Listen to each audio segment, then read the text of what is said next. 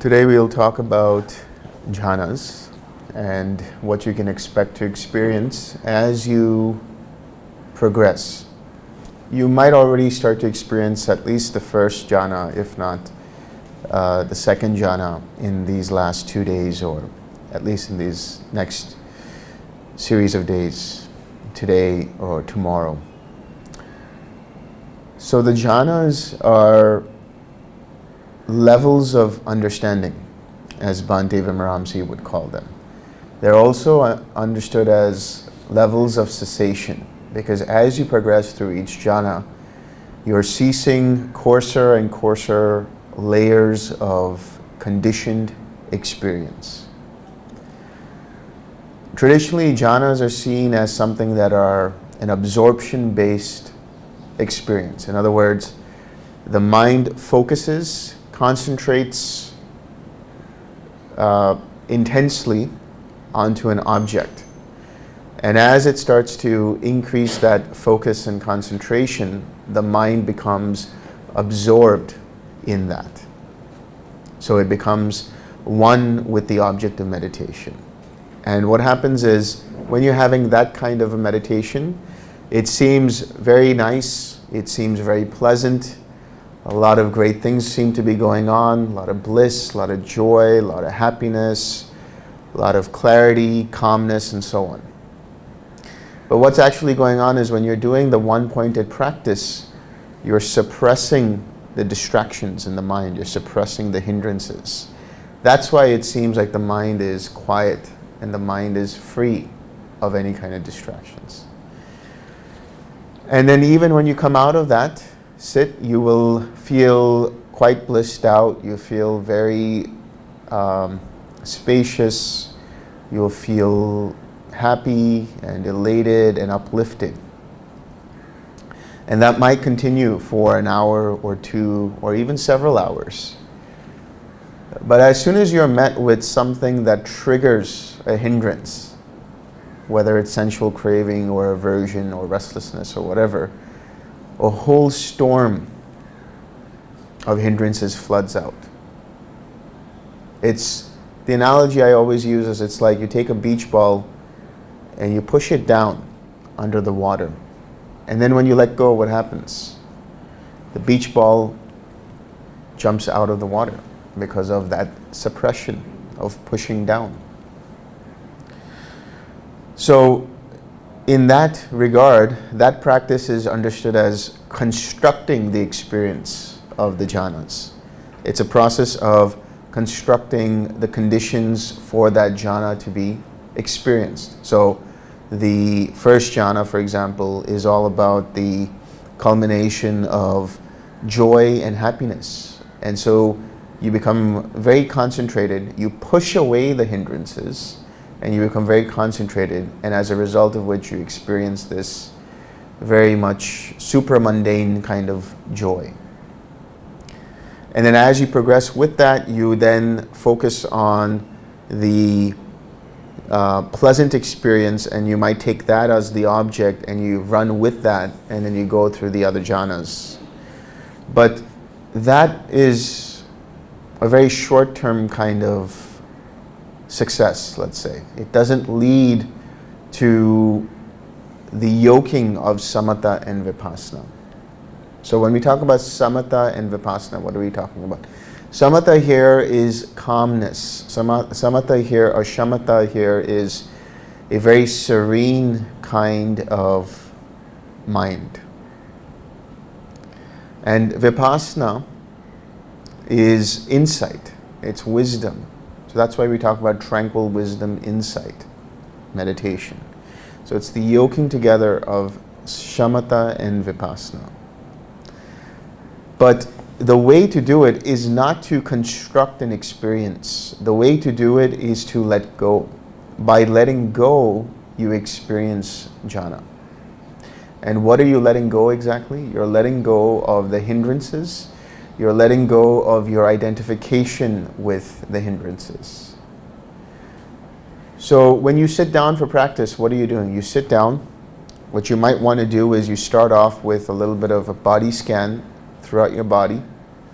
maybe the first 5 minutes, you just go through your body and notice if there's any tightness and tension anywhere, and just soften and loosen and let that go. Just relax it.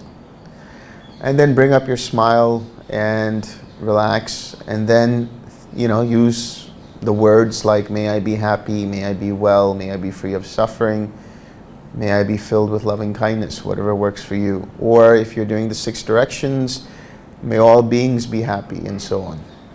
And as you start with that, then you start to feel the actual loving kindness. Once you feel the loving kindness, your mind gravitates towards that and rests in that. The awareness rests in that. You don't have to keep triggering the loving kindness. Once you have it, once you experience it, you can let go of the words, you can let go of the imagery, you can let go of the things that were used to bring up loving kindness. And so as a result of this, what is going on is you are starting to experience the first jhana. What are the main factors of the first jhana? Quite secluded from sensual pleasures, secluded from unwholesome states of mind. What does it mean, quite secluded from sensual pleasures? It means you have withdrawn your mind away from the eyes, the ears, the nose, the tongue, and the body, and just going into the mind. Just like a tortoise or a turtle, it withdraws its limbs. You're doing the same thing. You're letting your mind rest into just the experience of a mental object, which is loving kindness. Yes, it's a feeling-based sensation of loving kindness, but that is felt primarily in the mind. The warmth that you will feel, everything else around that is secondary. What's more important is the feeling of appreciation, the feeling of gratitude, the feeling of benevolence, the feeling of happiness that you experience. So now, when you do this, you're secluded from sensual pleasures and secluded from unwholesome states of mind. What are unwholesome states of mind? We talked about that yesterday. Hindrances, secluded from hindrances. How do you get secluded from hindrances? You use right effort. Your 4R or your 6R. So in Majjhima Nikaya 43, it's a dialogue between 2 arahats, between Sariputta and Mahapotita. And Mahapotita asks, what are the factors for samadhi? What is the equipment for samadhi? When we talk about samadhi, we're talking about meditation, a experience of deep collectedness and mental composure, from which you experience the jhanas. And Sariputta says, the equipment and factors that you require for that is right effort and right mindfulness. That's the only way that leads to right samadhi, right meditation, right collectedness.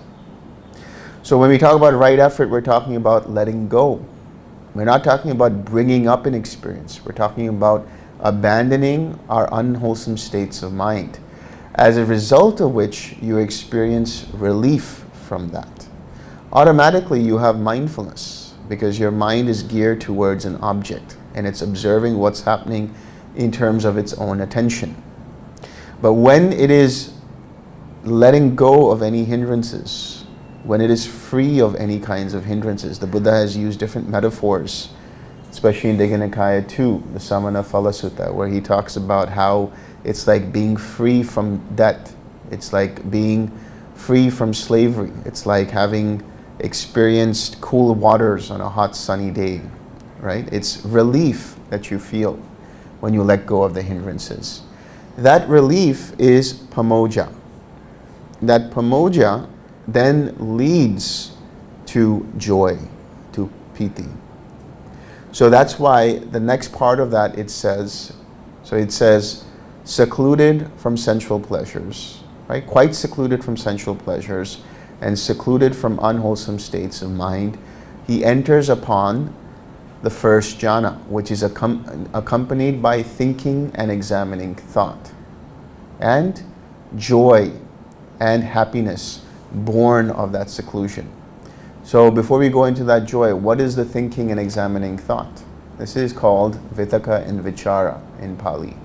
Vitakka here is the initial intentionalizing of an object of meditation, the bringing up an object of meditation. In this case, you're using terms in your mind like may I be happy, may I be well, and so on. Or you're using memories, wholesome memories, or wholesome images. And then when you start feeling the loving kindness, you let go of that and you sustain your attention and awareness onto the loving kindness, to the feeling of loving kindness. So that is the vichara. So now, being free of the hindrances, having this loving kindness, what naturally arises is joy. Joy and comfort, piti and sukha. Piti is a form of mental elation, and sukha is a form of physical comfort, tranquility in the body. As you progress through this jhana, then once you've let go of the vitakka and vichara, then you experience what is known as self-confidence. Now there is a certain level of autopilot in this practice. You don't have to keep bringing up the feeling of loving kindness. It sustains itself and you stay with it for quite some time. And so now you're like, okay, I can do this, right? And as it's flowing, now the joy becomes more. It starts to increase. The sukha, the comfort in the body, starts to become deeper. There's more tranquility in the body. And so now you have the pleasure and happiness or joy and comfort born of concentration or collectedness, which means because the mind is able to stay with the feeling of loving kindness for an extended amount of time, that's 2 minutes, 3 minutes, 4 minutes, 5 minutes at a time, there is greater degrees of joy that arise. There's greater degrees of comfort and tranquility in the body that's present. And along with this, there is always this factor which is known as ekagata. Now, ekagata has always been translated as one-pointedness. But ekagata is really more of unification of mind. It's the mind that remains attentive to its object of meditation, doesn't become absorbed. Its attention is directed towards the object of meditation, in this case, loving kindness. So when we talk about unification of mind, the analogy here is you can think of the object of meditation as a planet, and your mind's attention as the satellite that orbits around the planet. Now, if that satellite goes too close to the planet, what's going to happen? It's going to crash. If you become too absorbed in your object of meditation, you're unable to see what's going on in the periphery. If there's not enough attention, that means there's sloth and torpor, right? There's a gap in your attention, in your awareness. It's the same with the satellite. It starts to come out of orbit. So what do? You need to send someone to bring it back into orbit, which is the 6 R's, which is right effort. You're using right effort to say, okay, I see the satellite coming out of orbit. I'm going to redirect it back into orbit so that the mind's attention continues to revolve around the object. So while this is going on, you have the ekagata. This is the unification of mind. As you continue to progress in staying with the feeling of loving kindness, you will notice that parts of your body seem to disappear. Maybe all you feel are your hands, or you might notice that there's a certain level of heaviness in the body. It feels like the body is rooted to your chair or rooted to the ground. Or on the flip side, it feels like there's a lightness to the body, like the body is floating, like the body is becoming more expansive, like it's becoming more spacious. These are all signs and signature of the third jhana. Here in the third jhana, the joy fades away. So oftentimes there might be a participant who will say, I don't feel like I'm feeling loving kindness anymore because it seems to be fading away. That's because they're mistaking the joy for the feeling of loving kindness. So the question naturally arises, what is the difference between the feeling of loving kindness and the joy that arises? The feeling of loving kindness is more in the mind, it's more in the heart, in the sense that it's more mental. The joy is experienced as an elation in the body. So it's very similar to the Sukha, which is a tranquility in the body. But now the joy goes away, and there is more comfort, more balance, more tranquility in the body. And the mind feels more spacious. It almost feels like the feeling of loving kindness is starting to rise up towards the head. And as you progress even deeper, you'll notice that you don't feel your body anymore at all. That doesn't mean that if there's an ant crawling on your skin, you won't feel that. That doesn't mean if the AC is too cold, you won't feel that. It just means that your mind's attention is no longer on the body, not fixated there. It's becoming further and further collected on the mental object. So now you're getting into the fourth jhana. So what is the signature of the fourth jhana? Essentially, it is a complete deep tranquility and serenity. And it is purity of mindfulness due to equanimity. Purity of mindfulness due to equanimity. This is a very interesting statement. Why is it that here in the fourth jhana we're experiencing this? Because at that point, now you are primarily just in the mind. And your awareness, your attention, your mindfulness are crisp, clear, sharp, highly defined. It's unwavering. Stays with the object all the time. And even if there's a hindrance out there in the distance, doesn't care about it. It's okay, it's there, it's fine, it goes, it's fine. Only when it realizes its attention is gone towards that hindrance completely, it uses the 6 R's and comes back. But otherwise, the mind is totally equanimous, totally balanced. So purity of mindfulness means that the mindfulness is very sharp over here. Unadulterated mindfulness, unaffected by anything, remains steady, composed. Due to equanimity. What is that equanimity, that upekkha? The ability to see things as they are without getting affected by them one way or the other. That is equanimity. So how do you gain this equanimity in the fourth jhana? You need a balance of collectedness and effort. And that happens naturally as you keep 6Ring coarser and coarser hindrances, and your mind becomes more and more collected. There is a balance, and the equanimity naturally arises. Now, this equanimity also arises because as you're progressing through these 4 jhanas, you're also seeing, if you are able to see it, if you're not, it's okay, but you're also experiencing the balancing of the enlightenment factors. Yesterday we spoke about those as well. What are the 7 enlightenment factors? Mindfulness, investigation of states, energy, joy, tranquility, collectedness, and equanimity.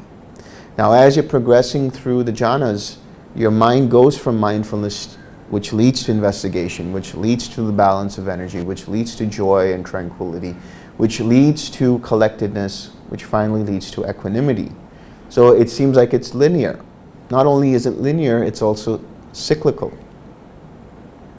That equanimity then informs the next arising of mindfulness. And so the mindfulness becomes more steeped in that equanimity, deeper, clarified by that equanimity. And you progress continuously in this way. So you cycle through the enlightenment factors until in the 4th jhana, what do you have? Purity of mindfulness due to equanimity. due to that equanimity arising through the balancing of the enlightenment factors. Now at this point, what will happen is it feels like the loving kindness has expanded. Sometimes people will feel like the loving kindness has gone up to the head. Sometimes it feels like the loving kindness has expanded. Sometimes it feels like there's no feeling of loving kindness, but more of a deeper equanimity that's going on. If that's going on, then I will change your meditation. Right? The meditation will be changed into breaking down the barriers. So breaking down the barriers is where you send loving kindness to different individuals, different beings in your life. And that just further refines the feeling of loving kindness so that it becomes more spacious and expansive. And so at this point, then you're ready to get into what are the ayatanas. There are actually only 4 jhanas. When we talk about the ayatanas, sometimes colloquially, they are seen as the arupa jhanas, or the 5th, 6th, 7th, and 8th jhana. But in reality, they are the ayatanas. And ayatana here means space, or dimension, or sphere. And so when you are in the 4th jhana and you experience infinite space, or infinite consciousness, or nothingness, or neither perception nor non-perception, it's all happening from the base of the 4th jhana, always. So at this point, what are you going to do? You're going to radiate in the 6 directions. Remember when I talked about radiating, what does that mean? Allow the feeling of loving kindness to spread around you, and then in a certain direction. Don't push it. Just have your attention in that particular direction and allow the loving kindness to start to fill up that direction. Just observe, wait, and see for yourself. And as this happens, you notice that the feeling of loving kindness starts to spread out in each direction and ultimately in all directions at the same time. And so this is infinite space. Infinite space is you traverse or you transcend the notion of form, the notion of diversity, as it's known in the suttas. Because when we talk about diversity and perception of diversity, perception of form, it's related to the body and anything that's happening in the body, related to the touch with the body, hearing something, whatever it is. Doesn't mean you won't be able to hear something. Doesn't mean you won't be able to feel something. All it means is it becomes more distant as an experience. What you will experience is infinite space. The feeling of loving kindness will change into a softer feeling, which is compassion, karuna. What is compassion? Sometimes people think that compassion means that I have to experience the same level of suffering as another and I have to take on their suffering. That's just sacrificing your own peace of mind. That's not what compassion is. Compassion is very similar to empathy in that you recognize the suffering in another individual and you want them to be free of suffering. You do not become a crutch to them to come out of that suffering, but you are there as a support and as a guide. The Buddha has even said this. He's talked about it where he said that when a question was asked him, he said, why is it that in your Dhamma, there are those who do experience Nibbana and there are those who don't experience Nibbana? Why is that? And the Buddha gives him an interesting story or an interesting example. He says, let's say that there were 2 people on the way to Rajagaha, trying to find this place called Rajagaha. And they ask someone the directions to go to Rajagaha. And that person gives them the directions, you go here, you take a left, when you see this, you do this, all that. The first person doesn't listen to the instructions, doesn't actually follow them, is unable to find Rajagaha. The second person, however, is following the instructions and finds themselves in Rajagaha. And so the Buddha says, why is it that the first person wasn't able to reach Rajagaha, and the second person was. And so the other person says, as to that, it's because they weren't following instructions. One wasn't following instructions and one was. In the same way, he says to that person, I too provide out of wisdom and compassion the teachings, but I cannot walk the path for you. You must do it yourself.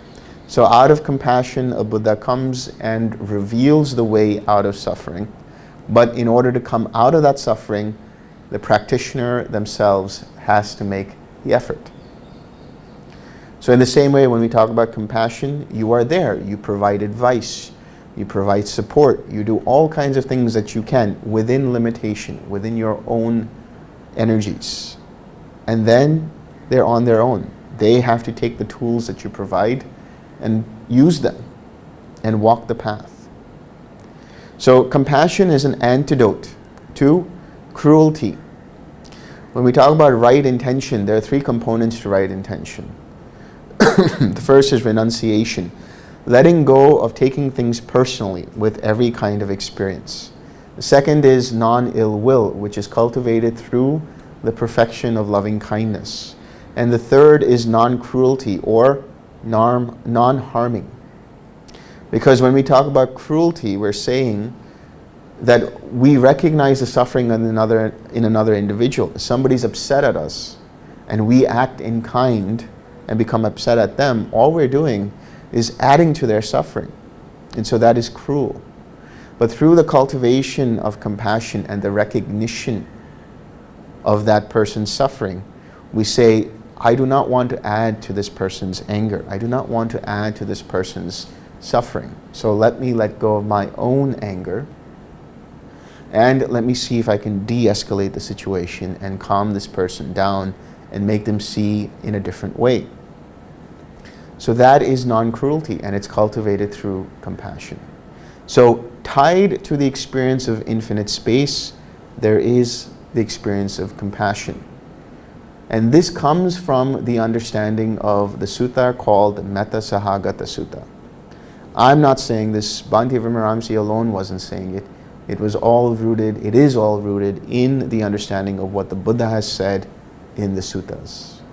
Conjoined to infinite space, there is the experience of compassion. The limits of compassion is infinite space. What does that mean?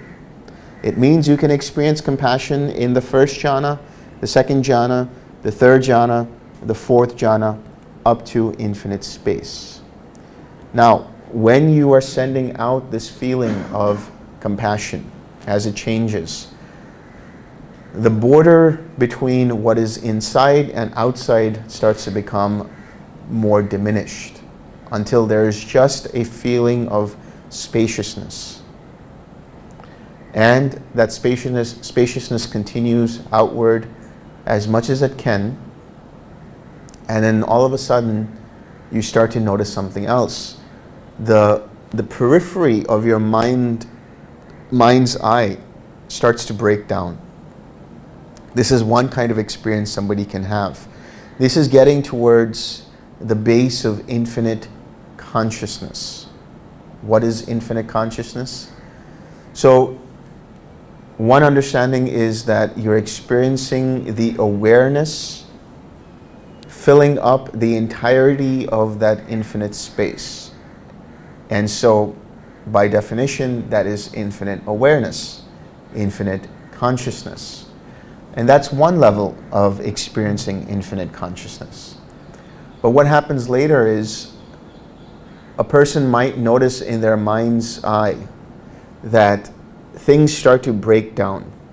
You might see circles of light, you might see rings of light, you might see different kinds of patterns, you might see flickering behind your eyelids. Or what can happen is you might hear flickering in the ears. Some people might feel electricity crawling up their skin. They might feel it on their face as if like there are ants or spiders on their face. Don't worry, there are not. It's just an experience of infinite consciousness. Some people will experience phantom tastes. Some people will experience phantom smells. All of a sudden you might smell incense, or you might smell flowers, or something pleasant, and it might not be there. So these are all emanations of the experience of infinite consciousness. Because what's going on is, in your mind, as it gets calmer and deeper, it starts to break down the very processes of conscious experience, conditioned experience. What you're seeing is the arising and passing away of infinite consciousnesses. So this is, sometimes it's seen in traditional Vipassana, where you start to see the arising and passing away of phenomena, and you're looking for them. But here in infinite consciousness, it naturally arises, where the mind sees for itself the arising and passing away of consciousnesses, whether it's tied to the eyes, the ears, the nose, the tongue, the body, or even the mind. You might notice that the gaps between thoughts that might arise start to become wider, and there's a spaciousness there. So this is all basically showing you in your own way, in your own mind, that consciousness or awareness is not fluid, but it is dependent upon causes and conditions. And so what you're actually seeing is the arising and passing away of contact going on continuously. And it's all being experienced at the level of mind. So it's not like as if your eyes are experiencing strobe-like lights, or that your ears are hearing, flickering. Actually, this is all happening in the mind, almost like a hallucination. Right? And that's where you understand this phrase, mind is chief. Mind is the forerunner of all states. This is what you read when you read those statements from the Dhammapada. So as you start to notice this, what you're also going to see is, after a certain while, it becomes tiresome to watch this constant arising and passing away of phenomena. That tiresomeness, that bored feeling, is dukkha, is suffering. And then you realize that actually I'm not the one controlling the arising and passing away of this phenomena. It's just arising due to certain causes and conditions. And this is all happening in the mind. It's just insights that are arising on their own. And then you realize that this whole process is totally impersonal. And so now you see the perception of impermanence leads to the perception of suffering. The perception of suffering leads to the perception of not self. This is not me, this is not mine, this is not myself. I am not in control here. From there, you experience equanimity. So before I go into that, I also say that the compassion that you experience in infinite space, that also changes into an experience of joy. But it is not the same kind of joy that you experience in the first or second jhana. It is a softer, more diffuse kind of joy. This is known as mudita, empathetic joy. Empathetic joy is a wonderful antidote to whenever you feel envy or jealousy. Empathetic joy means that you are celebrating in the happiness of another individual.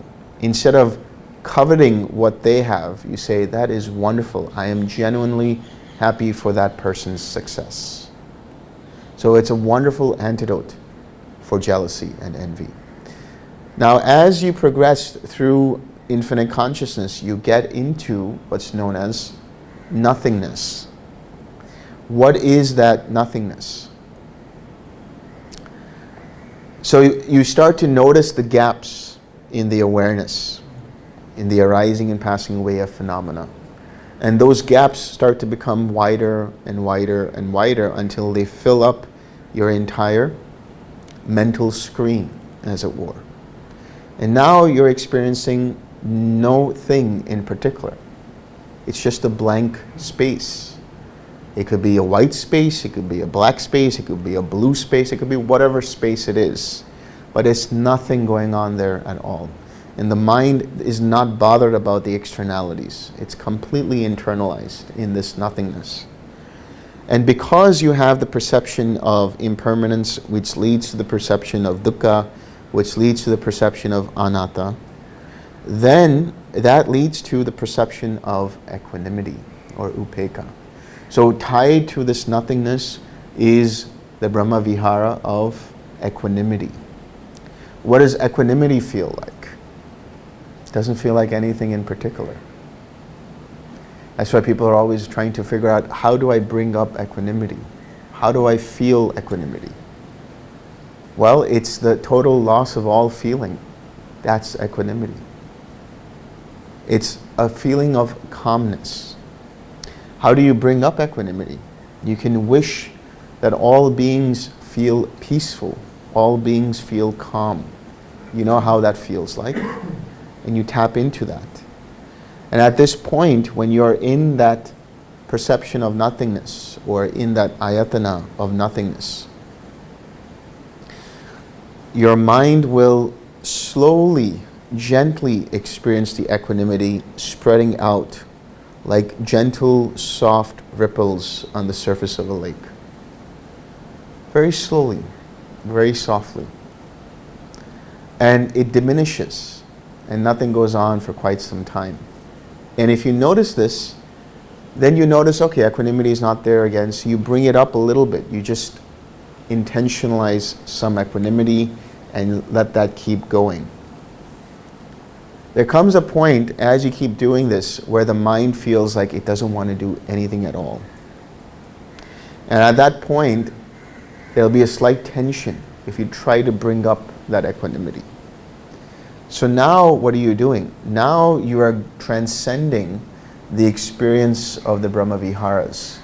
And now you are going into mind itself. It's really the final frontier. Star Trek said that space is the final frontier.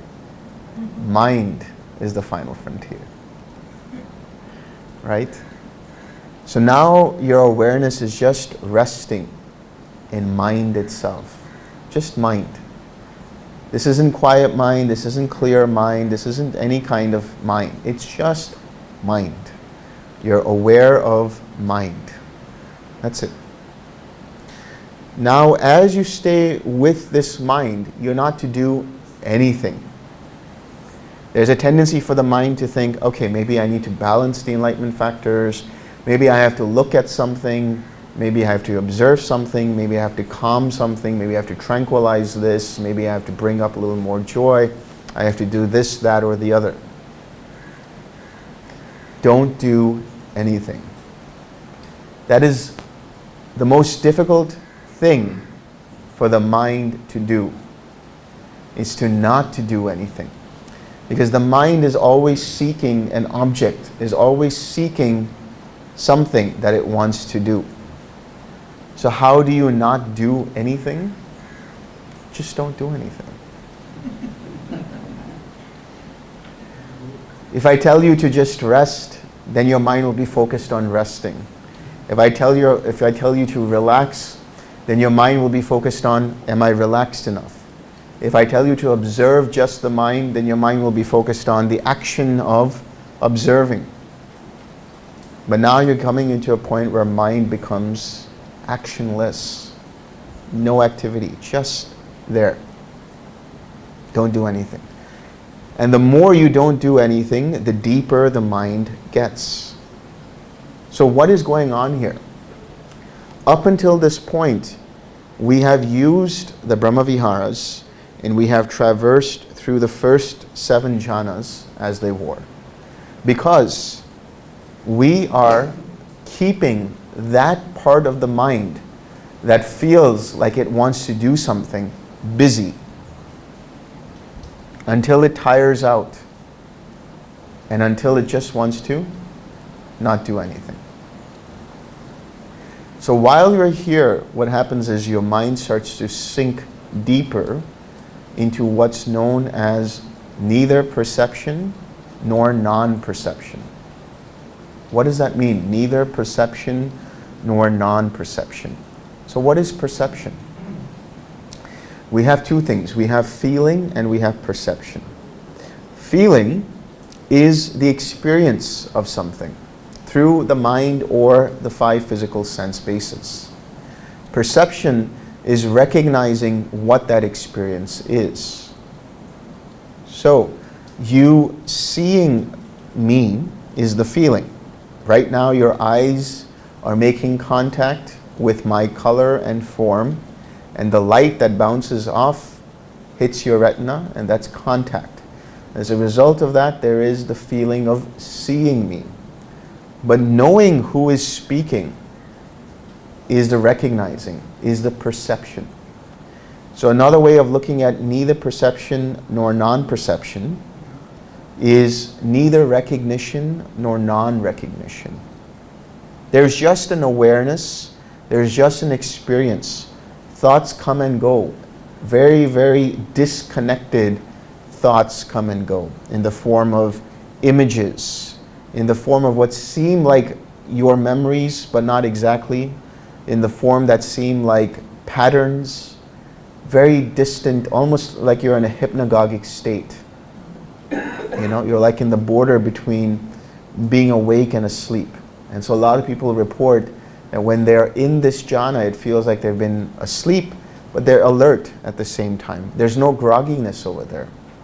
So sometimes they mistake that for sloth and torpor. Sloth and torpor, there is grogginess there. But in the 8th jhana of neither perception or non-perception, there's alertness there, but the mind starts to wind down. And so these different kinds of patterns, these different kinds of disconnected images and thoughts, and sometimes even you might have like a loop of music playing, like you have no idea where that's coming from. Right? Different things happen. It's very, very weird and strange. Right? So what do you do there? Don't do anything. Do you look at those things? No. Because the moment you look at them, what's going to happen? You're going to perceive them. You're going to recognize what those things are, and you've come out of neither perception nor non-perception. But if you just let them be and just let them pass, then you remain in that neither perception nor non-perception. And due to the lack of fuel of your attention to those things, eventually they fade away completely. And now you come into what is properly known as quiet mind. So what is quiet mind? Quiet mind is translated from the Pali, Pabhasara Chitta, the luminous mind, the mind that is fully aware, fully luminous, unmoving, unchanging, unwavering, just right there, still not doing anything, just there. There will be little things that come and go at this point. Very small things, and these are sankharas, these are formations that keep coming and going. And you just let them be. So at this point, we talked about the perception of impermanence leads to the perception of dukkha, which leads to the perception of suffering, which leads to the perception of equanimity. Now, that perception of equanimity leads to the perception of disenchantment. What is disenchantment? Disenchantment comes from the Pali word nibbida. Nibbida means revulsion. I've had enough of this. So the example I like to give is, if you like ice cream, for example, right? And somebody gives you a bowl of your favorite flavor of ice cream, and you relish the experience, you really like it, and you think maybe I'll have a second bowl.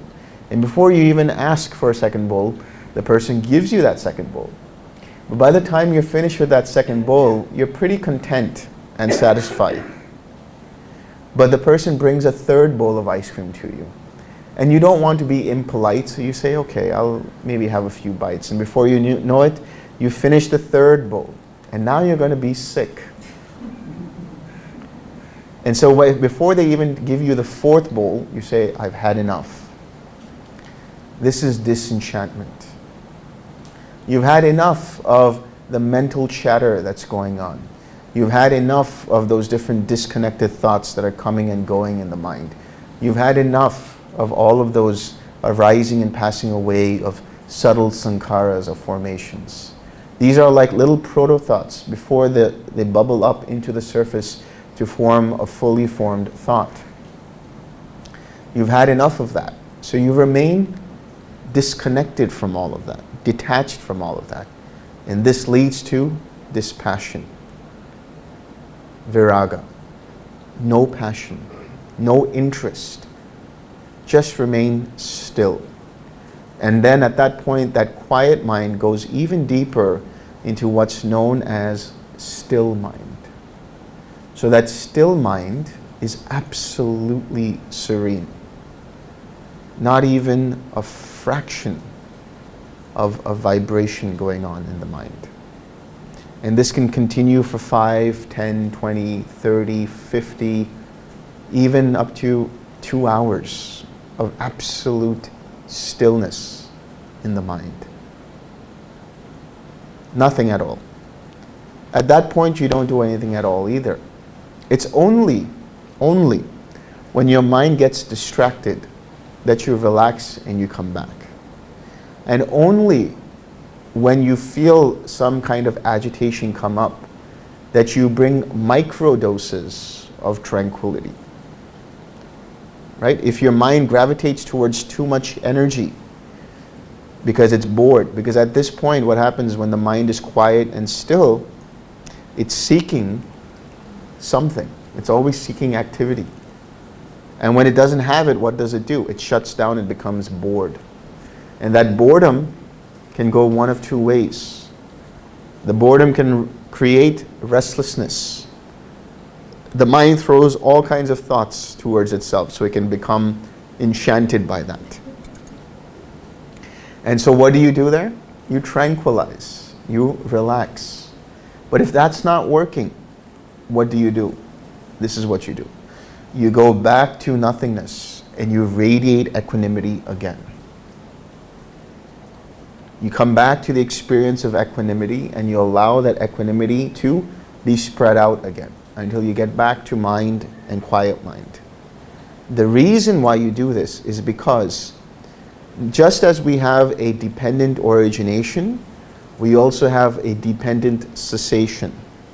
We have links or factors that lead to cessation. So, how do you get back that disenchantment? You cannot call up disenchantment. It's like a fruit of a certain kind of effort. It's conditioned by equanimity. So bring up that equanimity. Can't bring up that equanimity? Bring up what is dependent upon that. Further collectedness through joy or through loving kindness. So go back, repeat until you have strong equanimity, and then let go and stay in mind. And there you have strong disenchantment.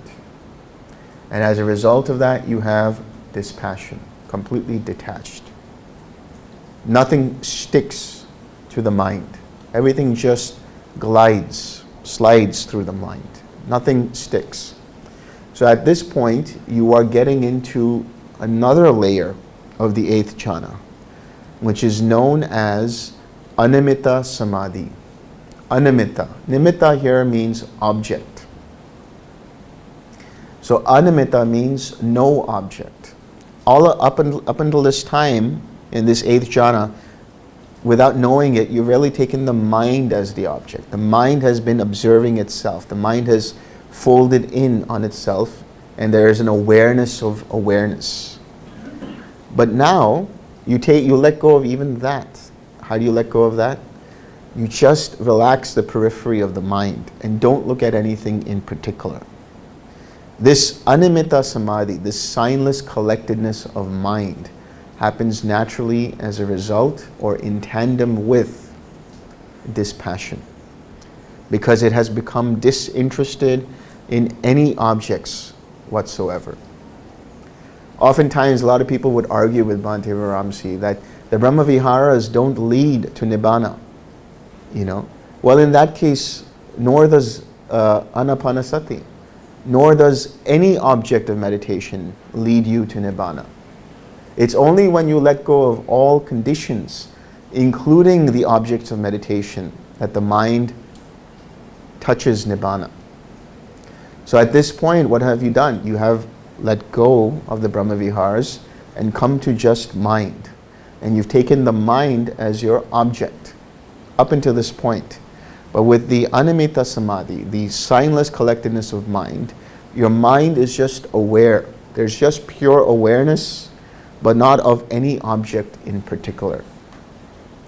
So the analogy for that I use is you can imagine your mind's attention like a ray of light from a flashlight. And you shine that flashlight up into the sky. And let's say that there is nothing blocking that light. No clouds, no particles, no birds, no airplanes, no UFOs, no satellites, nothing. Not even meteors, anything. It just keeps going out into space. The same way your awareness is just aware, but it's not landing on any object. And eventually, what happens? The batteries of the flashlight run out. The batteries here are the sankharas of your mind, the formations. Because they don't have attention being given to them, they run out. And as the fuel of those sankharas run out, what happens? The flashlight switches off. And your mind, when you least expect it, please listen carefully, when you least expect it, the mind drops into cessation. You can't expect a cessation to happen, because expectation is another word for craving. You can't wait for cessation to happen, because waiting is another word for craving. You just have to be present and then eventually even let go of that. And when the causes and conditions are right, the mind drops into cessation. Now, for the sake of understanding, let's say this is somebody's first time entering into cessation. If the causes and conditions are right, at that point, because the mind has let go of all conditions, it touches what's known as the Nibbana Dhatu, that is the Nibbana element. And when it makes contact with the Nibbana element, it comes back up, and there is a feeling that is conditioned by that experience. That contact itself is understood to be signless. It's understood to be undirected. It's understood to be empty of any self. What that means is it has no object, right? That's why it's signless. It has no craving. That's why there's no direction being given it. And there is no permanent self in that. That's why it is empty of any inherent self. That contact itself, being unconditioned, gives rise to a certain feeling. That feeling that arises is a rush of relief and joy.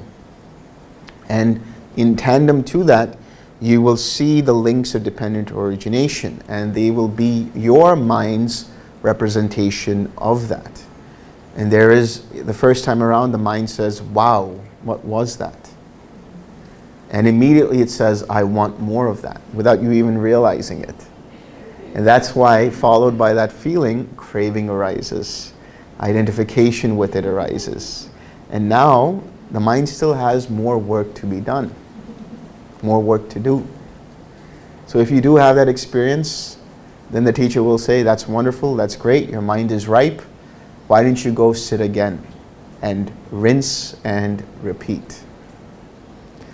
So just for the purposes of your understanding, I'll go through the 4-stage model, right? We have Sotapanna, or stream entry. We have Sakadagami, or once returner. We have Anagami, or non-returner. and we have Arhat, or one who is fully awakened. A Sotapanna is somebody who has entered and won the stream. In other words, they have let go of all doubts in the Buddha, Dhamma, and Sangha through experience of Nibbana. They have actually seen for themselves that this process works, and therefore they have let go of any kind of doubt. They have full experiential conviction.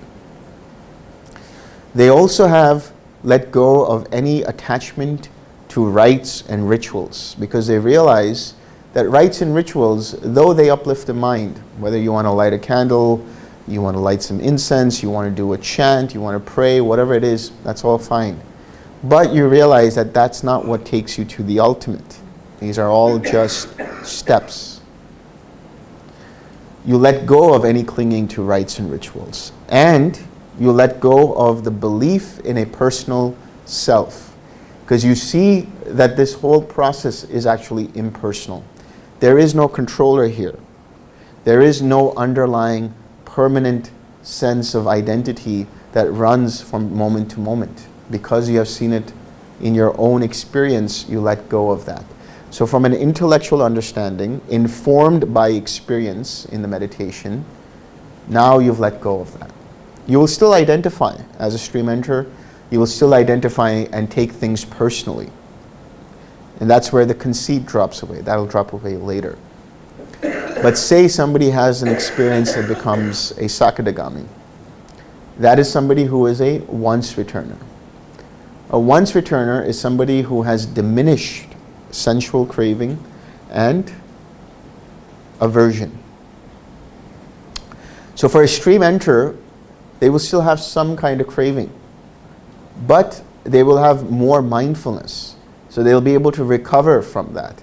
If they get angry at someone, instead of being angry at that person for a whole day or for a whole week, they'll say, you know what, does it make sense for me to hold on to this? I'm just going to let that go. So they recover from that. Instead of taking a whole day to recover, they might take half a day, or they might take a couple of hours to let go of that. For a once returner, their mindfulness is even sharper.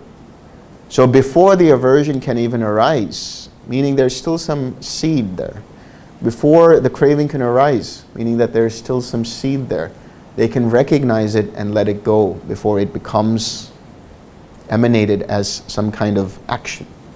But even if they act out of sensual craving or they act out of aversion, they recover from it quickly. As soon as they do it, they're like, oh, I shouldn't have done that. And so they let go. With the anagami, a non-returner, all seeds of sensual craving and aversion are gone. Not even a flicker of craving or aversion can arise. No frustration, no irritation, nothing. There's a lot of freedom in being in that kind of state of mind. Such an individual just travels through life without any worry at all. And their mind starts to gravitate more and more towards the Dhamma. And then you have the Arahat, who's let go of all 10 fetters, including the 5 higher fetters. What are the 5 higher fetters? Restlessness, craving for form jhanas, craving for formless jhanas, conceit, and ignorance.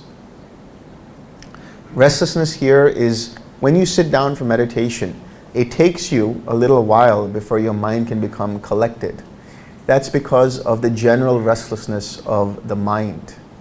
For the Arhat, when they sit down to meditate, as soon as they sit down, they're in that particular jhana. There's no lag time, as it were. There's no need to take out the garbage of the mind to come into jhana. It's just immediately there. So, lack of any kind of restlessness. They let go of craving for form jhana and craving for formless jhana. In other words, whether they're formally meditating or not, they're not attached to what the experience is. Their mind is actually always in Nibbana for the Arahat. And I'll explain what that means. And then finally, they've let go of all conceit, which means they no longer compare themselves with another person. There's no I am better than, or I am lower than, or even I am equal to. All notions of identity as me, mine, or myself in the form of identifying with any of the 5 aggregates or identifying with any of the 6 sense bases goes away completely. And finally, ignorance goes, which means there is a full understanding of the 4 noble truths. That means that they have fully understood what suffering is, completely abandoned all the causes and conditions for suffering, experienced fully and realized for themselves the total cessation of suffering, and perfected the cultivation of the way leading to the cessation of suffering. That's why for the Arahant, they don't have 8-fold path. They have a 10-fold path. They unlock 2 more factors, which are right knowledge and right liberation. The right knowledge here is the understanding of the 4 noble truths. And the right liberation here is their ability to go into Nibbana whenever they want, to be able to touch Nibbana whenever they want. So I mentioned that the Arhat's mind is always in Nibbana. What does that mean? There is another sutta where the Buddha talks about these 2 kinds of Nibbana. Nibbana with remainder and Nibbana without remainder. Nibbana with remainder is Nibbana with the 5 aggregates. Nibbana without remainder is generally understood as Parinibbana, the disconnection from all 5 aggregates. But the Arahant is able to do that even while they're alive. Because their mind is free of any greed, hatred, and delusion, by default their mind is experiencing Nibbana with remainder through the experience of the 5 aggregates. But when they sit down for meditation, they disconnect from all 5 aggregates and touch the Nibbana Dhatu, the Nibbana element. And this is understood as Phala Samadhi, the fruition meditation, where they touch the Nibbana element and stay in that. So this is how an Arahant meditates. They can meditate the same way anyone else will, but they don't have any kinds of barriers. A mind rid of any kind of barriers. A mind that is completely free of any craving, any kind of identification, and any kind of ignorance. So meaning their mindfulness is sharp, literally 24/7, even while they're asleep. So that's just a little bonus to understanding the jhanas, the states of awakening that are there. Any questions?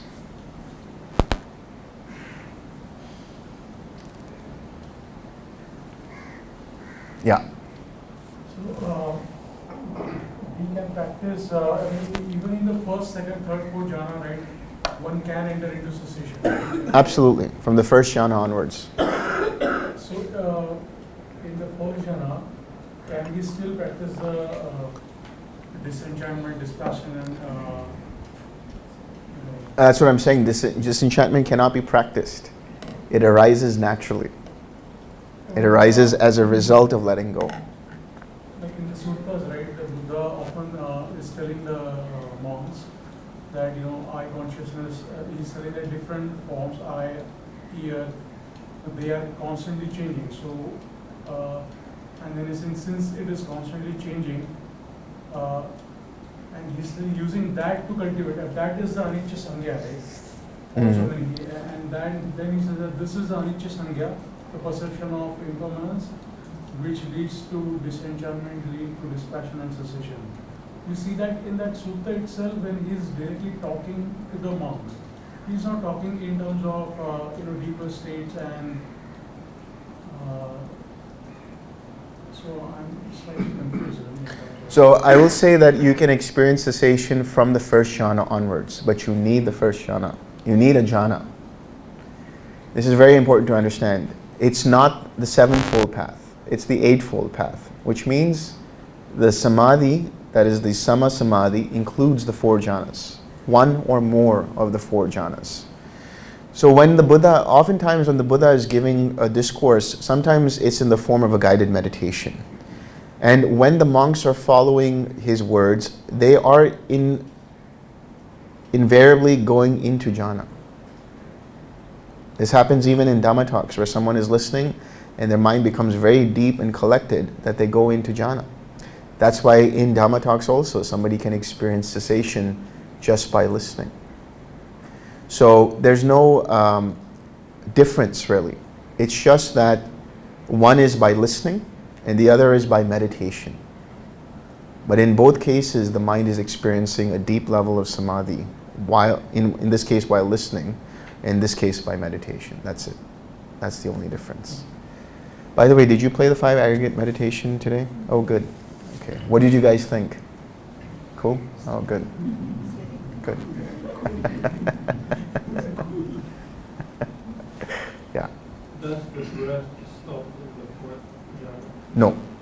This is another misunderstanding that people might have, and it can happen that the breath can stop, but only for a certain amount of time.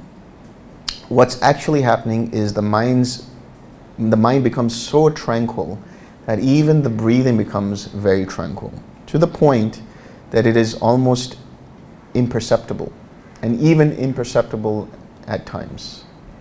So because the mind is letting go, so this is the other thing to understand. When we talk about cessation, we're also talking about the letting go of formations, letting go of 3 types of formations. Again, going back to Majjhima Nikaya 43, the dialogue between Sariputta and Mahakotita. Sariputta says there are 3 formations, 3 sets of formations that cease in a certain order for cessation to happen. The first is verbal formations. What are verbal formations? Verbal formations are those formations that cause you to intentionalize, so vitakka and vichara. When you go into the 2nd jhana, those sankharas cease. Doesn't mean thoughts cease. Thoughts are just feeling, but the intentions of thinking about a certain thought, those are related to verbal formations. That ceases. In the 4th jhana, the bodily formations cease. So generally the body is connected to the breath, the inhalation and the exhalation of the breath. But it's also related to other bodily processes, including activities like walking, sitting, standing, and so on. So anytime you intentionalize to do anything in the body or related to the body, that's a bodily formation that's causing it. Separate to that, there's also something known as ayusankharas. So this is related to longevity of the body. So this is related to parts or processes in the body like metabolism, circulation, autonomic kind of functions. Yeah, this is related to more like, the nervous system doing certain things and so on. So that only ceases when the body is dead. Even in cessation, those ayusankharas continue.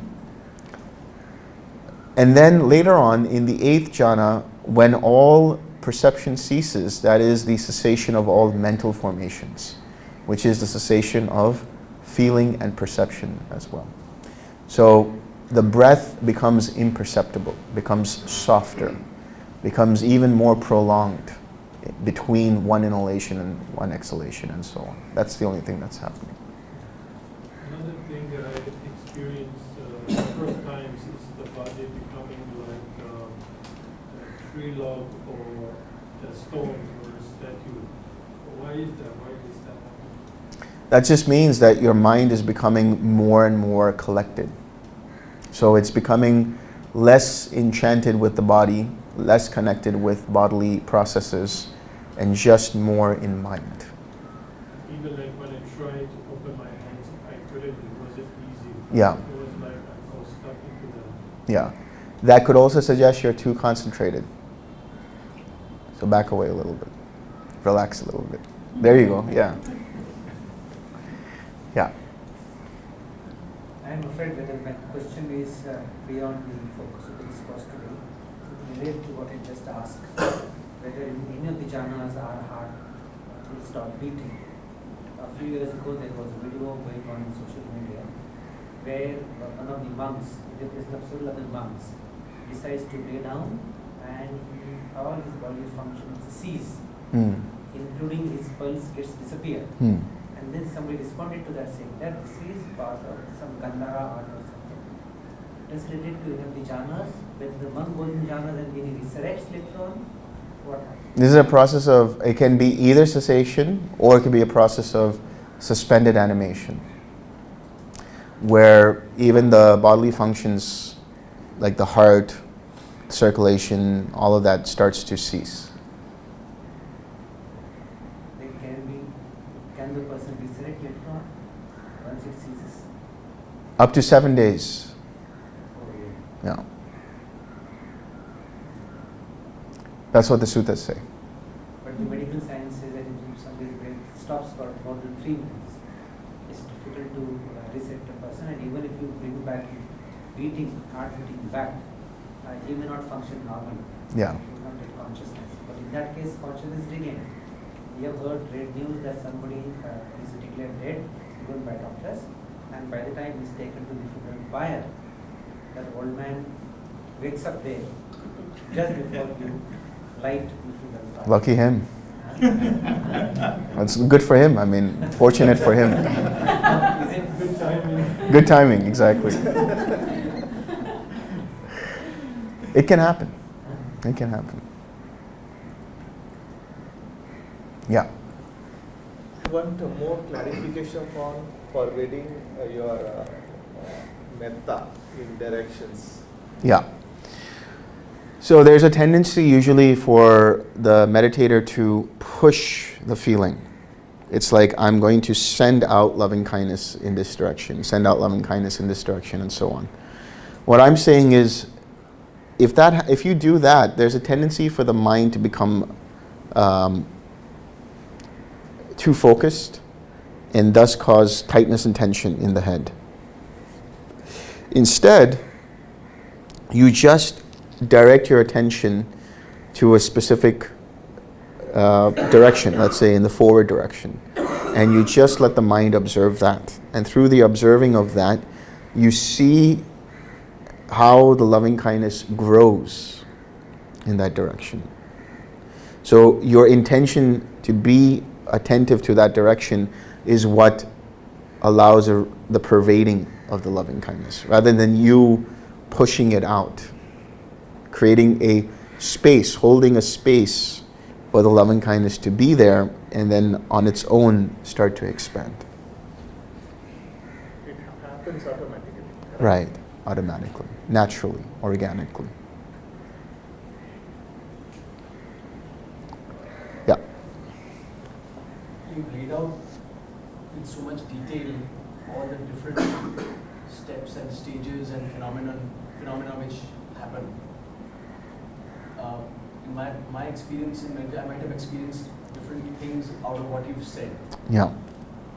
But I have never had, it's like, okay, that much awareness and clarity, okay, now exactly this is happening, now exactly this is happening, now this, the way you laid it out may not, but there would be some experience down the line which would have happened similar to what you said. Right. So how does one need to know all this, or does one basically just have to 6 hours? 6 hours to your way to cessation. Whatever I've laid out to you or shown to you in this discourse is basically all of the things that can happen, but not all of the things that need to happen. It can be a tendency for a lot of people, for example, will go into infinite space and then skip infinite consciousness and then go into nothingness. That's okay, that happens. But at some point later on, when you're more advanced, you can always revisit the terrain, as it were, and start to notice the different detailing that's there. But when you're on retreat and when you're starting out, if the mind skips, that's okay, no problem. I have a related. Sometime back, you had talked about the possibility that when sometimes the mind just wants to become just here in this much space. And you had, I think, mentioned that be a little wary of, be a little aware that that might be causing some suppression. Or that's what I understood. I'm not sure if that's what you meant. And then you had talked about broadening. Yeah. What I have found that to go into some of the more balanced, quiet states, when I stay just with this, it seems to happen well. But when I'm broadening, it doesn't seem to sort of tranquilize that easily. So I'm wondering that has there been, just being with this much space, do you think there could have possibly been suppression, or is it hard to? I don't think there could have been suppression. I think it's more about understanding that if the mind becomes, the only way you'll know that it was suppression is if the mind becomes like steel, brittle and hard. But if the mind is malleable, then there's no suppression going on. And the other thing is this state of fragmenting thoughts. Yeah. How do you know whether it is sloth and torpor, or it is in neither perception or non-perception? Yeah. Because sometimes after that, suddenly there's some balance. Yeah. Okay, so this brings up an interesting point as well, your question, because sloth and torpor means that the mind is dull. There's not a lot of attention going on there.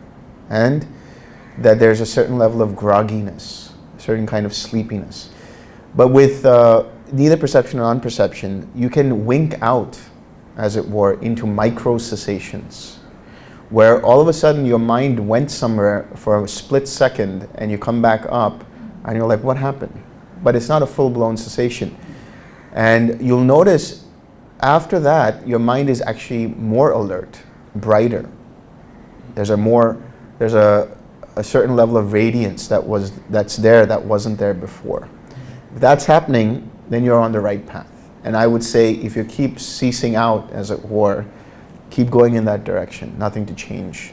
But if there's a dullness after that, then you know it's in the direction of sloth and torpor. It's very difficult sometimes because that feeling is actually when you're trying to go off to sleep, the mind fragments in a very similar way, and then you're asleep. Yeah, and that's the thing. It's actually very much the same principle that's going on. The only difference is there is a heaviness in sloth and torpor. That's what I'm saying. Yeah. But there's a lightness in this other kind of post-micro cessation. But okay, so sometimes there may be some heaviness. This fragmentation may be happening. But then one sometimes catches a thought which is leading to that proliferation which goes into sloth and torpor. You catch a thought, and then there may suddenly be an experience of balance. So is that is just sloth and torpor and coming out of it into balance? Is that Right. what that is? Right. Okay, so that has nothing to do with neither perception or non-perception. Right.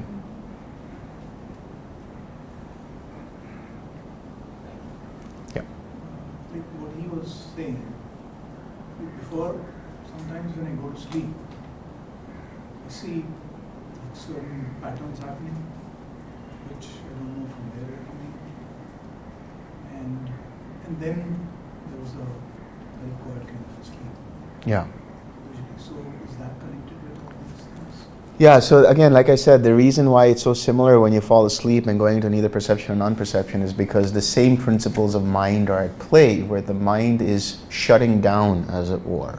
Certain elements of the mind are shutting down. The only difference is that in one case, it leads you to cessation, where you come out, and the other is it leads you into sleep, where you're actually still conscious. You might not be aware of it, but you're still conscious.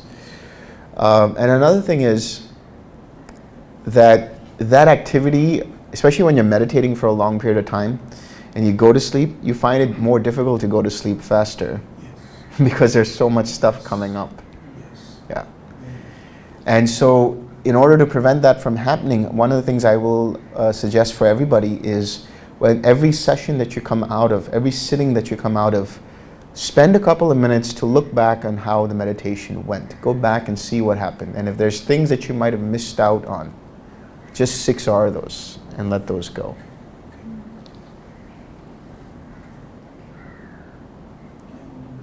yeah, as you said, like even when you're asleep, I'm 6Ring. Yeah. The thought has come, it's gone. I'm just like relaxed. Yeah. But sometimes you just can't sleep. Maybe you don't need that much sleep. What can also happen is, I mean, this has happened in some retreats, is where somebody's falling asleep and then suddenly at like 2 a.m. or 3 a.m. they'll wake up.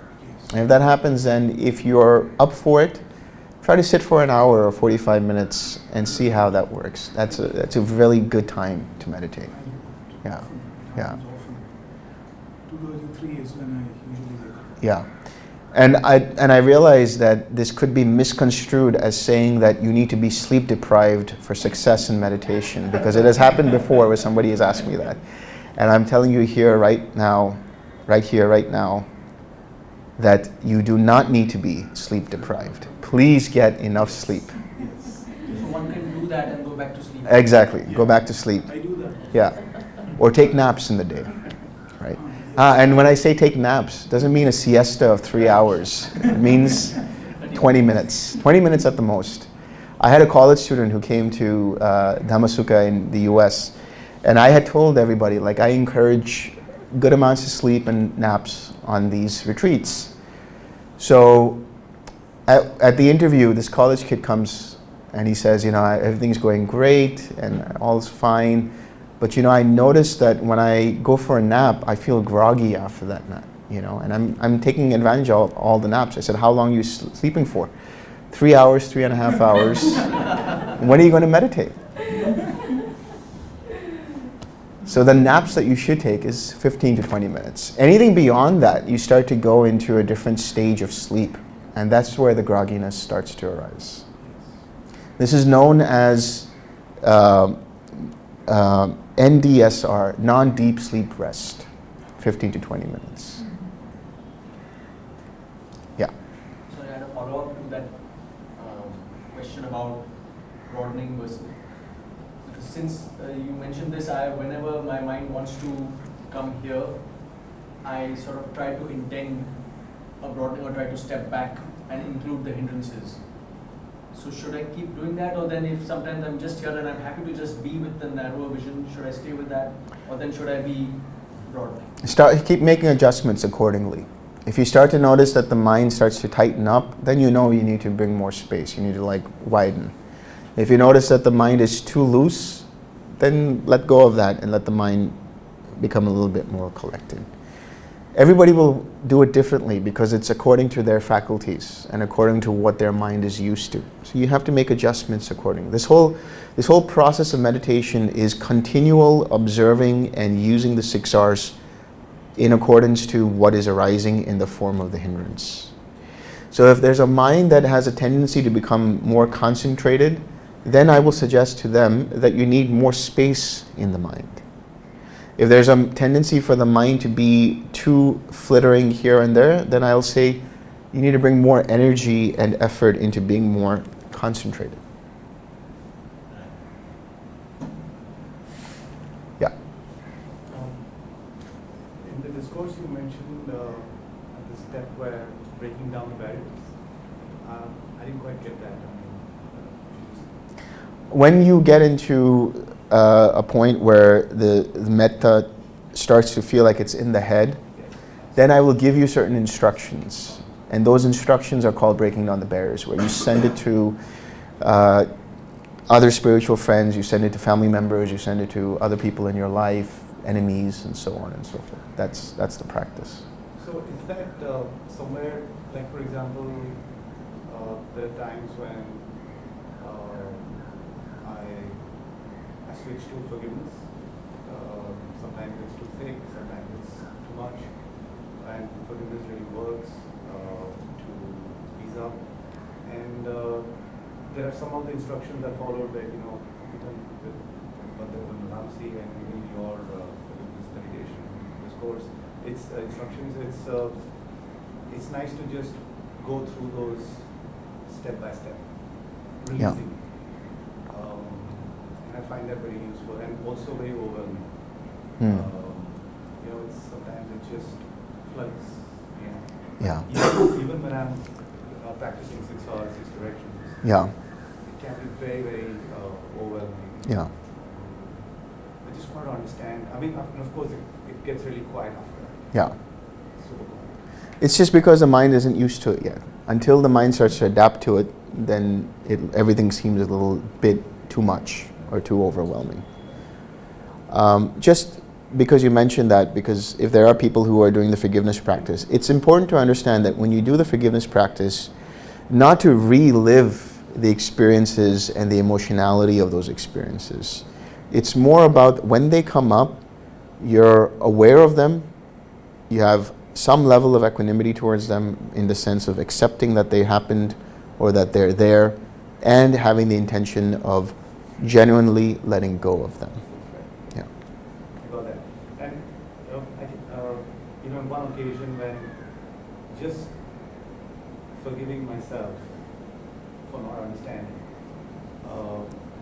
there was a recognition, receiving. I mean, I would say that I received my own loving kindness or joy, and that itself was very new and overwhelming, and I could see how much was, what I was really seeking, I suppose. Yeah.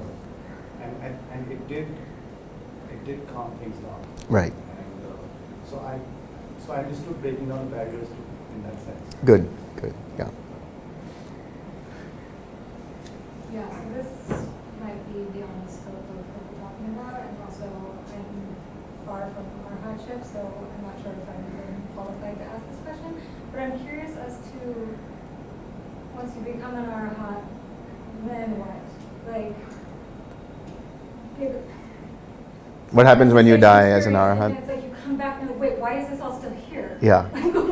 Why is the world still as I experienced it before? Yeah, I thought you were going to ask the usual question that people ask, which is, when an arahat dies, what happens? No, I don't care so much, but I'm Okay. curious about the... Good. What did you mean when you said Bhante will come poking around his students? I'll talk about that in a little bit. Why is this all still here in terms of objects and people and things like that? Because that's just the way the sixth sense bases function. So that's why I talk about this world that we experience is really the matrix.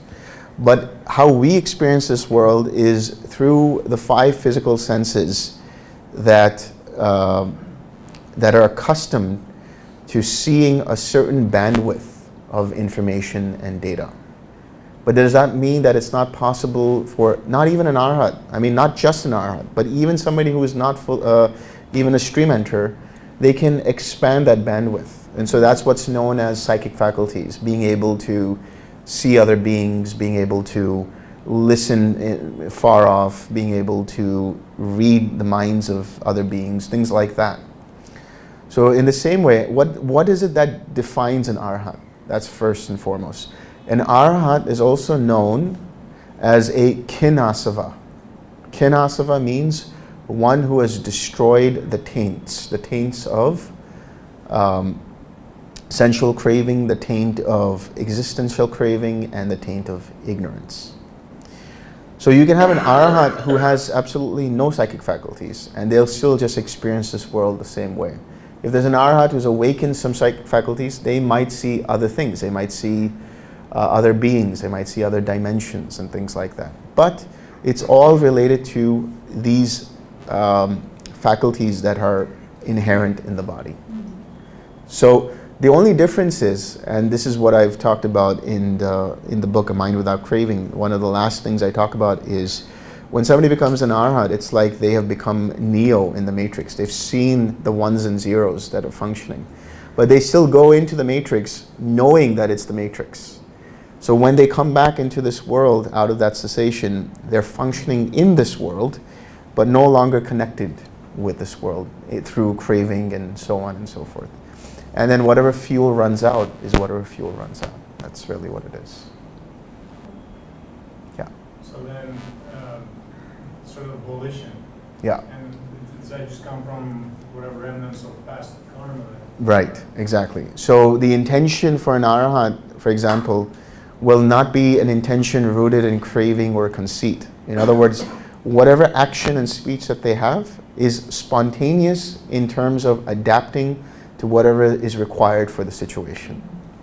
So automatically, they will take into account everything that's involved, and not from just me, mine, or myself. More related to what seems most beneficial for everyone concerned, or what seems best for the cessation of this particular karma.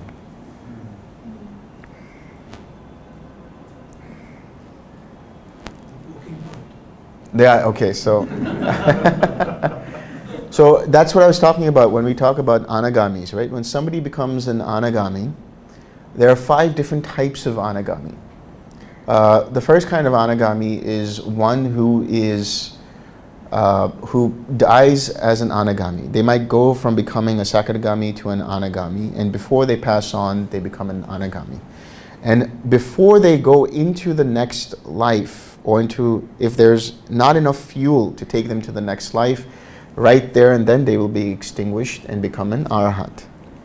But there are anagamis who from there, they will, it's called upon landing, meaning as soon as they land into the next abode, into the next realm, there they become extinguished and attain nibbana, parinibbana.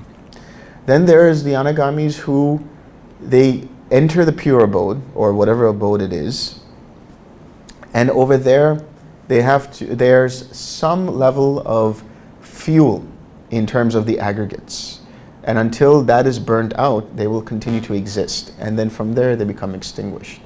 Then the fourth is one with effort, meaning they have to make some effort to keep letting go of restlessness and conceit and so on. And after that, then they become an arhat. And after that, they attain parinibbana. And then there's the final one, which is going up the stream, which is they go through each of the 5 pure abodes until they attain arahatship and are extinguished. Which means just because we say somebody is an anagami, that they are a non-returner and they only have one lifetime, that's not right. It means that they will not come back to this world of the sense bases or of sensual desire. So an anagami is anyone who goes into the Brahmaloka, the first Brahmaloka onwards, but does not come back. So this goes into the understanding of the jhanagami. So what is a jhanagami? If somebody is a stream enterer and they continue to cultivate a practice of jhana, the understanding is their mind will gravitate towards those factors of the jhana at the time of death. And corresponding to those factors, they will take rebirth in that particular Brahmaloka. But from there, they are not liable to come back into the world of the senses. So they will move upward until they attain arahatship. That's basically what it is. So the poking around means that somebody has become an anagami before they died, and then they go to the next realm and become an arahant, and they can still travel around. Yeah. So does that mean anyone who's become an arhat can still travel around? No, that's what I'm saying. Only if there's fuel left and they're in that abode, they can travel around. But if there's complete extinguishment, then there's nothing in terms of any fuel remaining for them to function, for them to do anything. You mean to say Bhante has gone there as an arhat in the abode?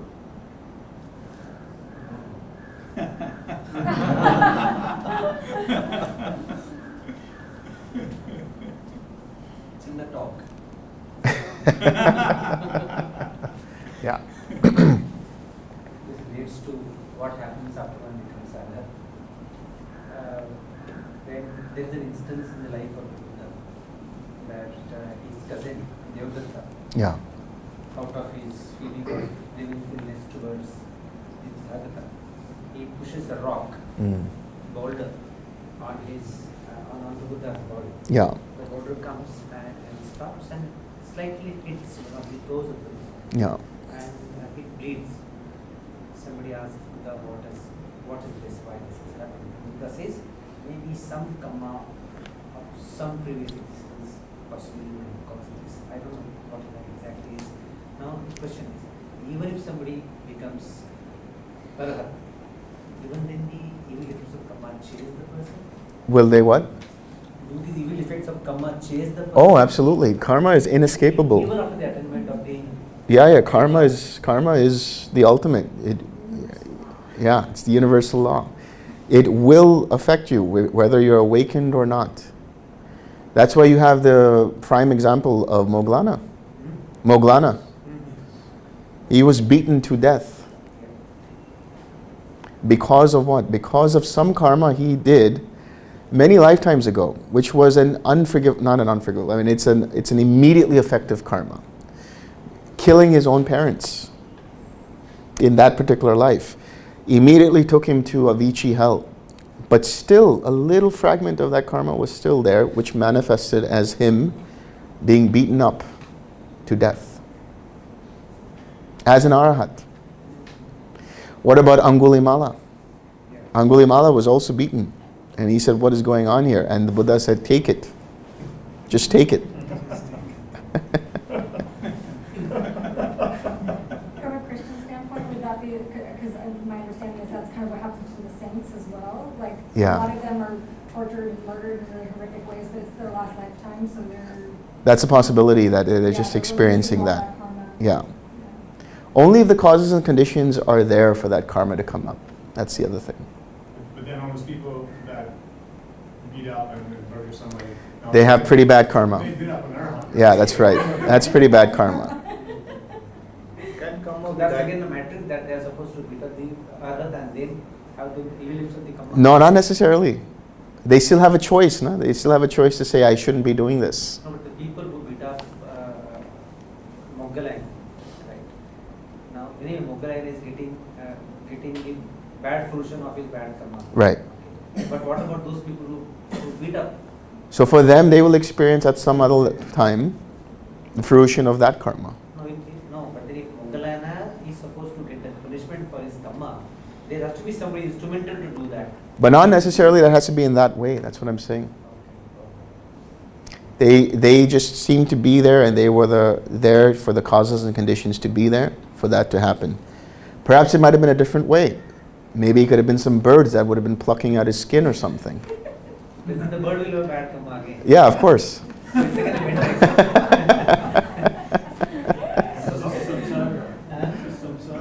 This is samsara. It's all so terribly interconnected. So that is again the evil come of the people, the people who are punishing those people. So therefore they are getting into the matrix of committing crime, maybe Yeah. the bird or the criminals who are punished from the land. Now on the one hand we say that you are Parvata, you fail such and that for several existences that you travel through, and then you tend to achieve the arhathood. But despite that, also the karma will chase. Absolutely. Absolutely. You have to think about karma in this way. Karma is like different kinds of seeds. Imagine you have an apple seed, an orange seed, and a watermelon seed. By the nature of that seed, it will germinate a certain way and at a certain rate of time. But if one seed had the proper amount of nutrition in the form of proper sunlight, enough water, good enough soil, then it will grow and prosper and come to fruition. But if another seed, even by its very nature that it's supposed to germinate a certain way, but not enough sunlight was given to it, the seed that went into the ground, right, the ground itself was not nutritious enough. There was not enough water being given. That seed will not grow. It will not come to fruition. The same way, karma will only come to fruition when the proper causes and conditions, that are the nutrients, are present for it to grow. Somebody that you can dilute your karmas by doing good karmas, more wholesome karmas. Absolutely. Even the Buddha has said, when you become a stream enterer, you have closed off any karma that can take you to the hell realms, that can take you to the lower realms. That's a dilution or a complete elimination of that karma. Loving kindness, this is also talked about. It's the sutta that's called the conch blower. When you have loving kindness and you develop your faculties with this loving kindness, because of that, any karma in terms of negative karma that was produced is diluted. Another example that the Buddha gives is, you put salt water into a cup and you drink it. It's obviously very salty. But you put that same salt water into gallons of fresh water, the salt is very minimal. The same way. When you develop the paramis, when you develop wholesome actions, any negative things that are supposed to come up, if the causes and conditions are there for them to come up, will be less potent when they come to fruition.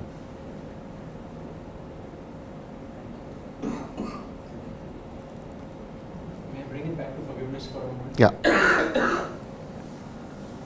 Two questions about forgiveness. One is, while doing the forgiveness meditation, obviously sometimes there is a block to complete forgiveness. So in that state, can one intend forgiveness and wait, just the way you intend a direction and feel loving kindness and wait? Can you intend forgiveness to that person and wait? That's what you have to do. When you say, I forgive myself or I forgive you, you say that a few times in your mind and you just wait and let something come up. And then you take the action. And now when you're sending the action of saying, I'm letting go, I'm forgiving you, or I'm whatever it is. Thank you. The second question is, you were talking about not reliving an experience. But sometimes, so for example, sometimes when you're forgiving somebody, you need to know what it is you're forgiving exactly. So a face may have come up, but there's some particular experience that happened with that person, or that person made you feel something, maybe made you feel a particular fear, for example. So you at least need to, it seems to me right now, that you need to at least know, okay, that's what I'm forgiving. Yeah, of course. Of course. What I'm talking about is not to get emotionally involved in that. Not to relive and judge it and say, why did that happen to me? Why did this person do that? And so on. But to identify... But to identify that you are afraid or this person made you feel this way, it's important, of course. You need to know the content, but not to be involved in the content. Thank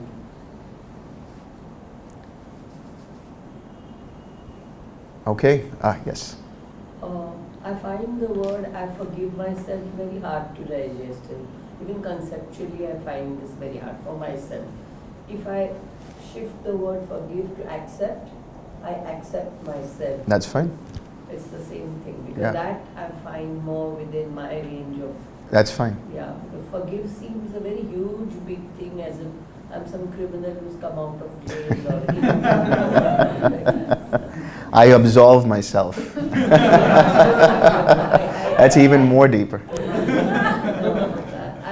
With all my limitations, I accept myself. Seems more to resonate with me. Go for it. Okay, shall we share some merit? Oh, last one. I just want to thank you for clearing a lot of my doubts today. And for whatever that I was doing, somehow you just selected the right content for the talk. Thank you very much. Sadhu, sadhu, sadhu.